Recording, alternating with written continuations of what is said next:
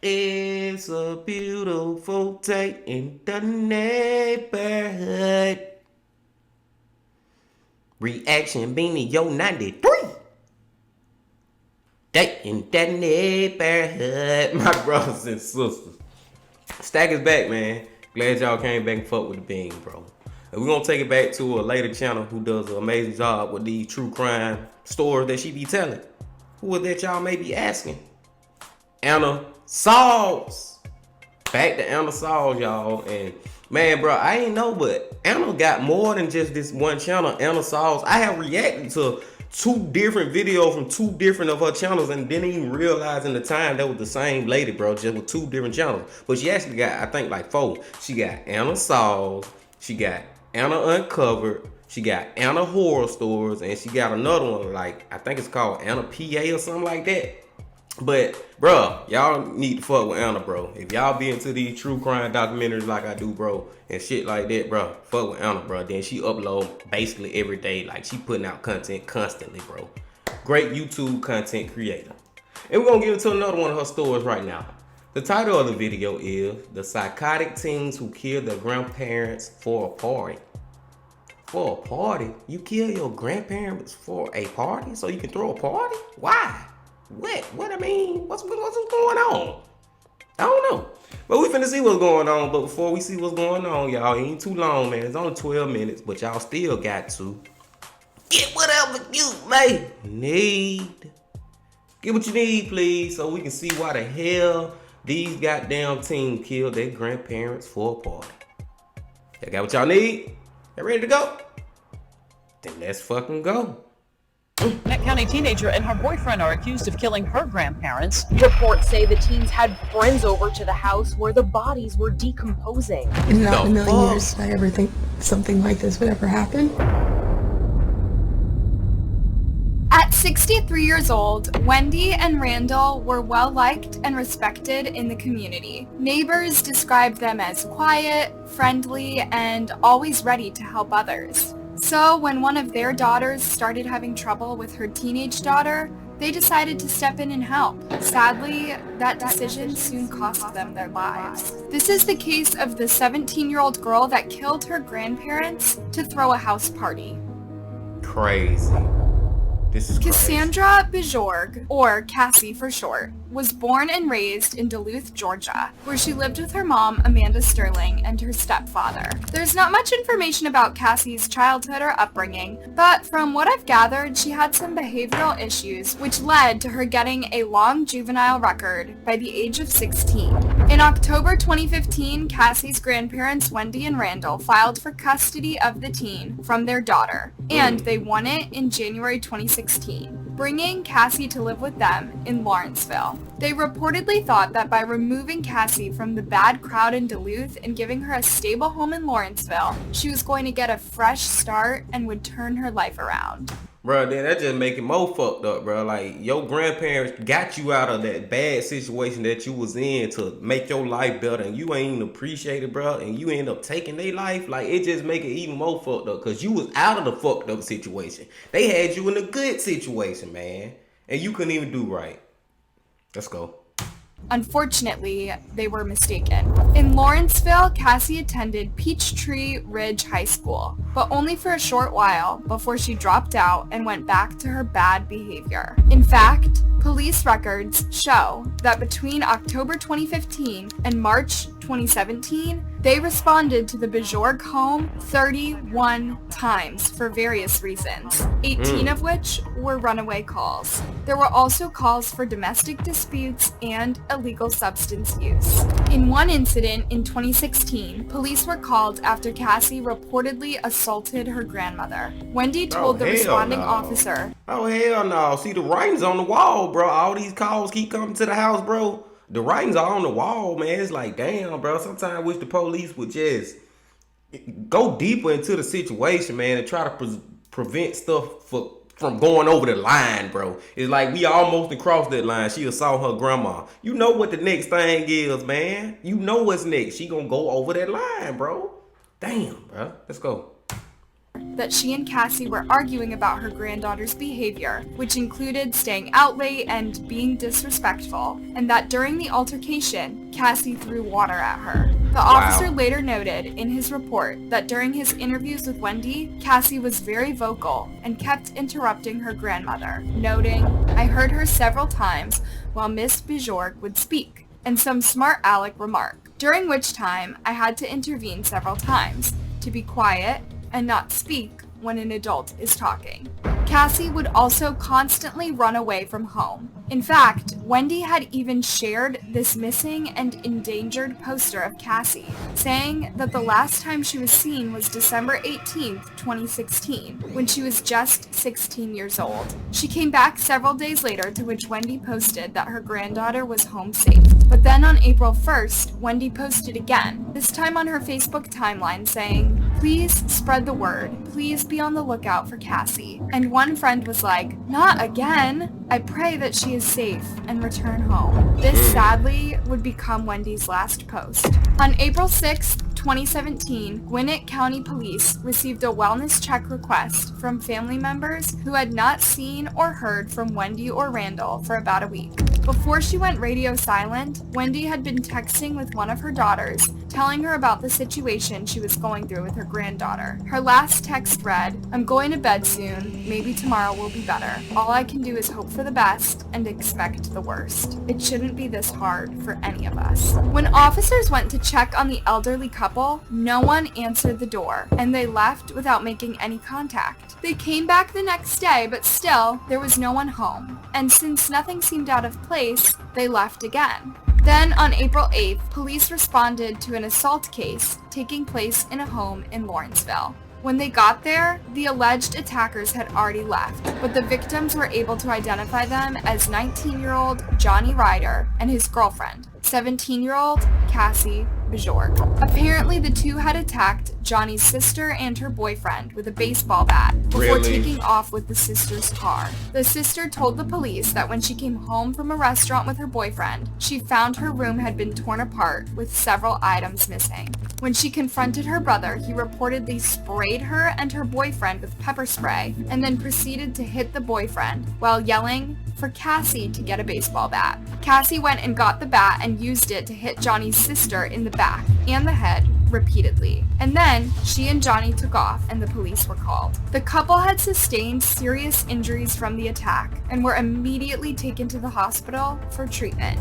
Meanwhile, this even more of a sign, like, bro, she been involved with her boyfriend attacking his family, attacking his sisters. You know what I'm saying? She the one who hit her boyfriend's sister with the baseball bat. But I'm saying, like, her significant other, her boyfriend's also a motherfucker who attack his family members and don't give a damn about them. Like, the writing is on the wall, bro. I wish this shit could have been prevented. But let's go. as the police were investigating the incident, they discovered the car that Johnny and Cassie had left behind actually belonged to Wendy and Randall, who had not been seen for a while. Shit. What if these two hooligans had done something bad to the elderly couple? The police decided to go back to the Bjorge home and do another welfare check on the couple. This time they forced their way inside the house and then went upstairs to check. And much to their horror, they found Wendy and Randall dead. That was a big ass swerve. That was they car. Wow. Anna, you got me with that one. This is where investigators found Wendy and Randall Bjorge dead overnight, and they believe the couple's 17-year-old granddaughter, Cassandra Bjorge, and her 19-year-old boyfriend, Johnny Ryder, were involved. Police found the couple in the house after relatives asked for a welfare check. Officers checked the home earlier in the week, but they were unable to make contact. They returned to the house overnight after finding the couple's car on Rambling Woods Drive. The elderly couple had suffered from multiple knife wounds and blunt force trauma to their heads. Their throats had also been cut. The crime shocked the entire Lawrenceville community, with residents horrified that something like this could happen so close to where they lived. I would never think anything like that. I mean, we leave our doors open. What? You know? That's not good. Don't nobody listen to her. Don't nobody take that. No. Don't leave your doors open. No. That's not good, lady. I'm sorry. I don't give a damn where you live at. It's just not something that you would expect like that to happen here. Cassie and Johnny immediately became the main suspects in the couple's death, and a manhunt was launched for the two. The next morning, police managed to track the pair to an apartment complex in Sewanee, where they had reportedly barricaded themselves at a friend's house. The police soon surrounded the building and ordered the two teens to come out, but the pair refused. And what happened next was a scene straight from an action movie. The SWAT team swarmed the complex and had a standoff with the teens that lasted for about an hour. Then a robotic device was sent inside the house to assess the situation, and that's when the police discovered the two teens injured in the bathroom. The pair had reportedly tried to end their lives by cutting their wrists with a knife. Fortunately, or unfortunately for Cutting their wrists? They ain't try to kill. They wanted to kill themselves, but they were too scared to do it, bro. They just slit their wrists. That ain't gonna do shit. If y'all wanted to kill yourself, bro, slit your throats. If you really wanted to fucking kill yourself. That was just a weak ass move, though. I hate when these motherfuckers, they take lives and then they scared to take their own life and they try to I even hate the motherfucker who do take their own life. But some of them be so scared to take their own life, but you so easily and so eagerly and just so like it have no conscience as far as taking somebody else's life, but you're scared to take your own. Let's go.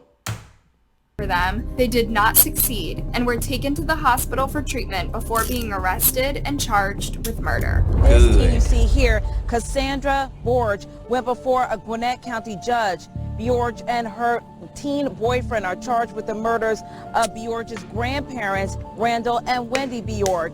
Detectives tell us this all unfolded on Saturday. That's when police found the bodies of the couple inside their furlong run home.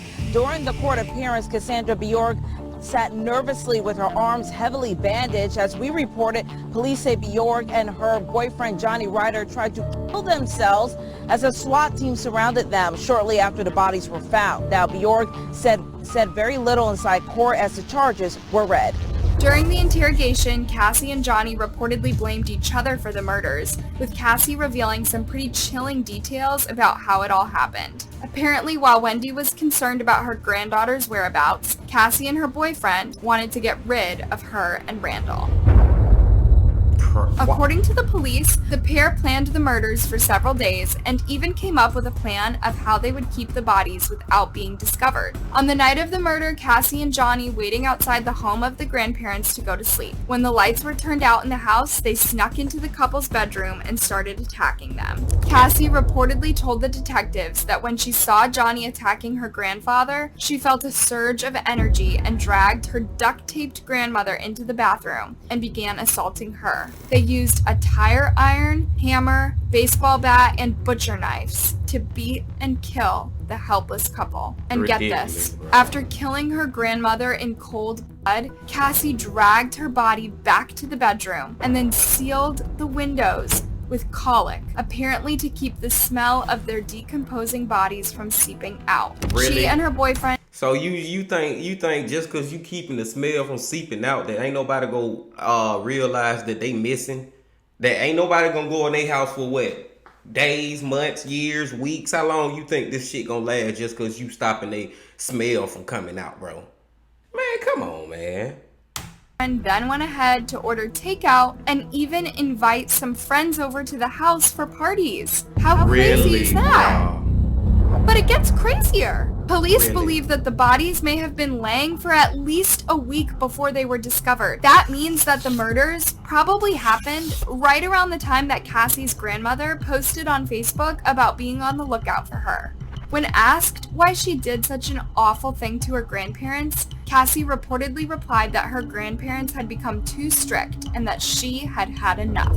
Seriously? How is that even a reason for murder? But it gets worse, you guys. Cassie revealed that her grandparents were not going to be the only victims of their deranged plan. She also stated that they were planning on killing Johnny's family.